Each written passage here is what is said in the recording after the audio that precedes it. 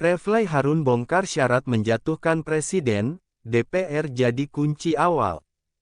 Dani Garjito, Cynthia. Presiden Joko Widodo bersiap memimpin upacara peringatan Hari Lahir Pancasila secara virtual di Istana Bogor, Jawa Barat. Hukum Tata Negara Refly Harun membeberkan sejumlah syarat untuk bisa menjatuhkan presiden. Namun, di balik syarat-syarat itu, peran DPR menjadi kunci awal agar proses melengsarkan presiden bisa berjalan. Penjelasan tersebut diungkapkan oleh Refly Harun saat menjadi pembicara di channel YouTube Realita TV bertajuk, Refly Harun, Ini Syarat Menjatuhkan Presiden, yang tayang pada Senin, tanggal 1 Juni tahun 2020.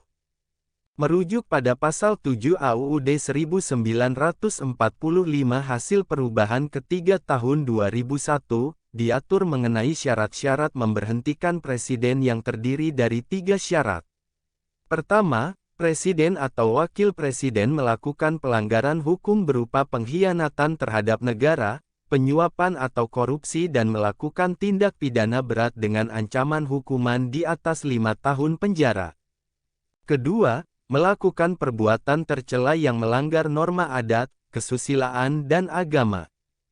Contohnya, maaf, presiden kencing di tengah jalan kemudian disorot televisi, itu bisa dimakzulkan, kata Refly seperti dikutip suara.com, Selasa, tanggal 2 Juni tahun 2020.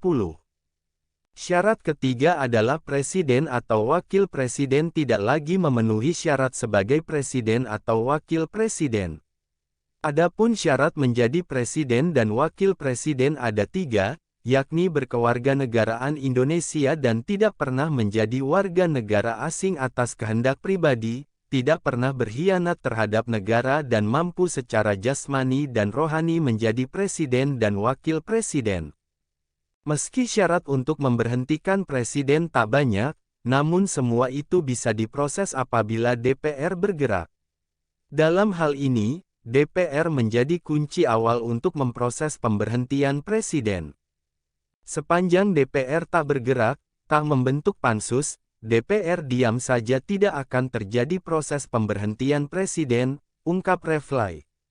Saat terendus mengenai kabar pelanggaran presiden, DPR dapat bergerak melakukan investigasi.